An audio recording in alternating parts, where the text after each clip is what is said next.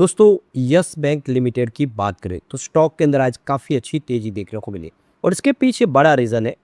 Yes bank ने एक ज़बरदस्त फैसला किया है। यस बैंक अपनी पुराने सारे जो टेंशन है उसको ख़त्म करता हुआ आगे बढ़ रहा है।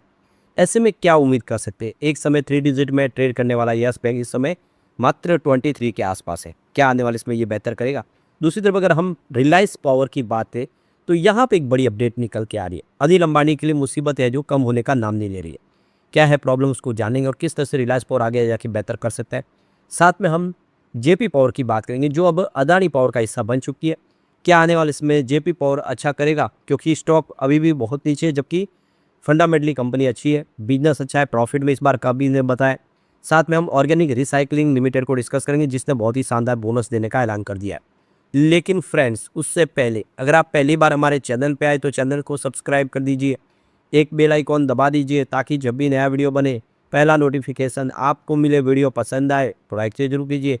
चलो फ्रेंड्स, वीडियो स्टार्ट करते हैं। मैं हूँ आपका दोस्त एसबी दवे और हमारे अपने चैनल ऑनलाइन कमाई में आपका बहुत बहुत स्वागत है। सबसे पहले यस बैंक लिमिटेड के कारोबार की बात करें तो 22.99 पर आप देखें, यहाँ पे हमें क्लोजिंग देखने को मिली 1.41% की तेज़ी के साथ।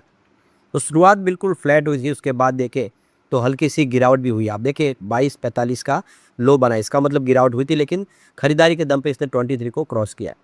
तो इस समय 25 इसका 52 वीक का हाई है। तो स्टॉक उससे थोड़ा नीचे जरूर है, लेकिन आने वाले समय उम्मीद है कि यहाँ से बेहतर करेगा।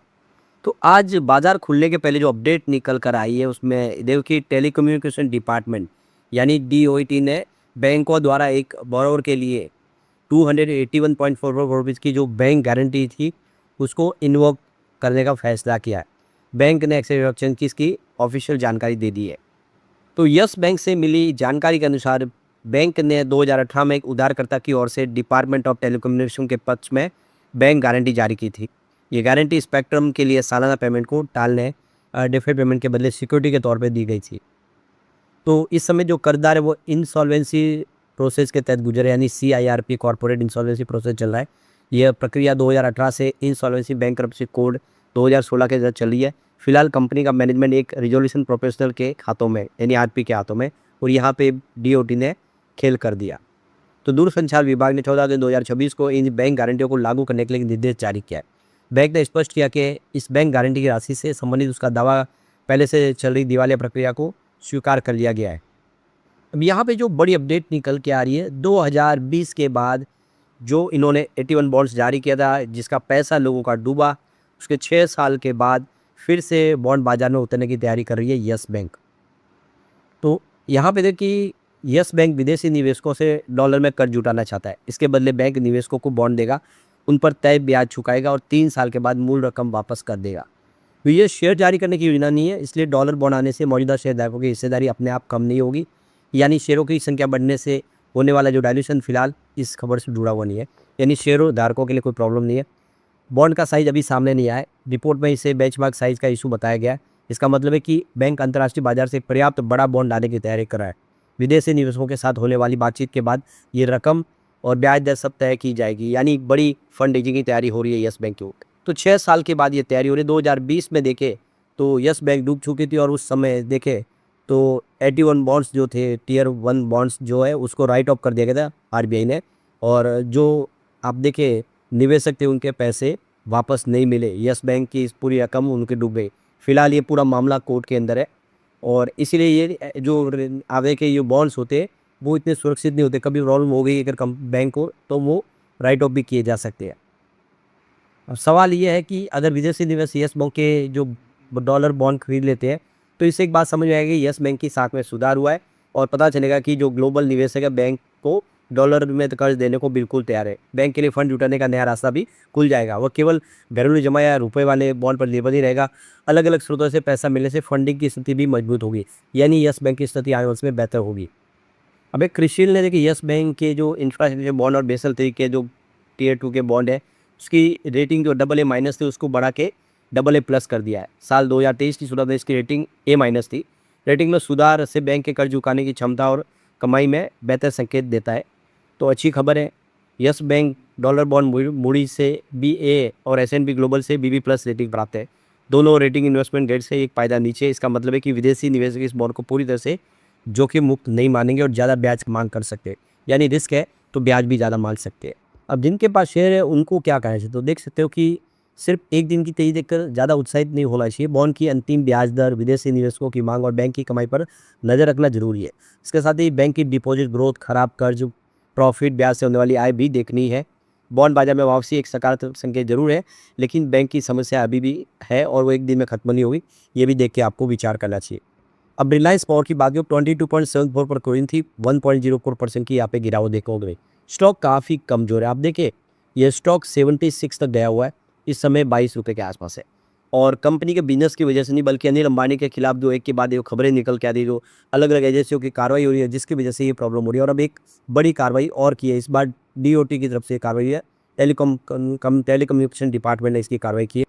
तो जेपीएसओ को किस तरह से दिवालिया प्रक्रिया का झटका लगा, उसी हिसाब से आरकॉम भी बड़ा झटका लग गया है। सरकार ने 801 करोड़ की जो बैंक गारंटी उसको भुना दिया है।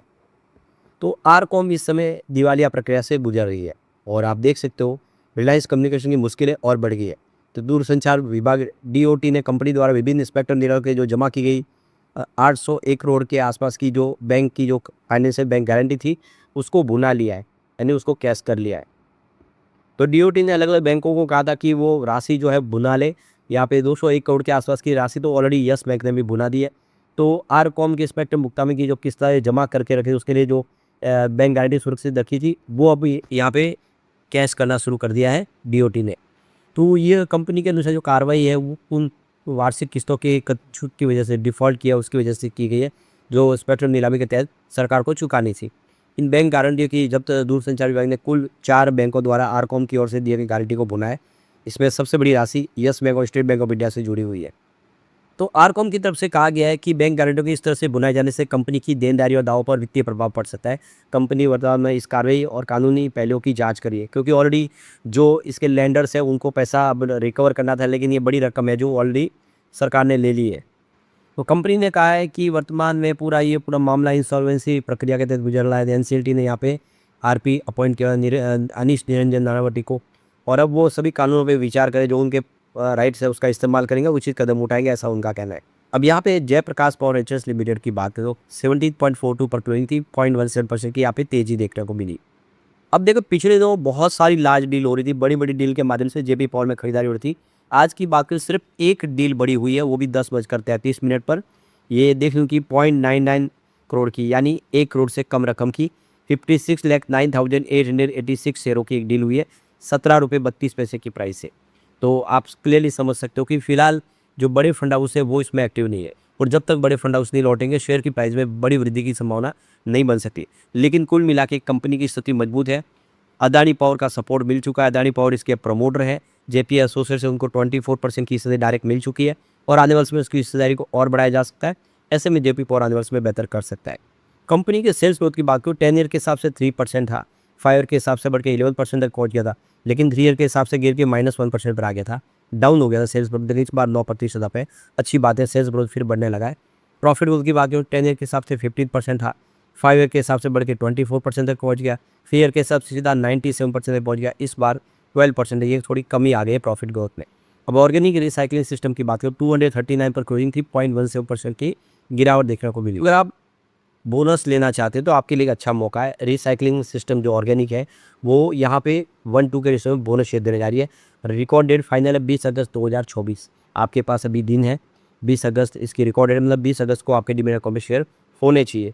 तो आपको ये देख सकते हो कि इस बोनस का फ़ायदा मिल सकता है। तो जिनके पास कंपनी का एक शेयर है 10 रुपये की फेस वैल्यू, उसको आप देखिए 2 शेयर अगर आपको है तो एक कंपनी शेयर आपको बोनस के रूप में देने जा रही है। लेकिन फ्रेंड्स, कोई भी इन्वेस्टमेंट करने से पहले अपने फाइनेंशियल एडवाइजर से एडवाइस ले लें, या अपना खुद का रिसर्च करें, क्योंकि मैंने वीडियो आपके एजुकेशनल पर्पज़ के लिए ही बनाया। वीडियो पसंद आए तो लाइक से जरूर कीजिए और चैनल को सब्सक्राइब कर दीजिए। Thank you friends.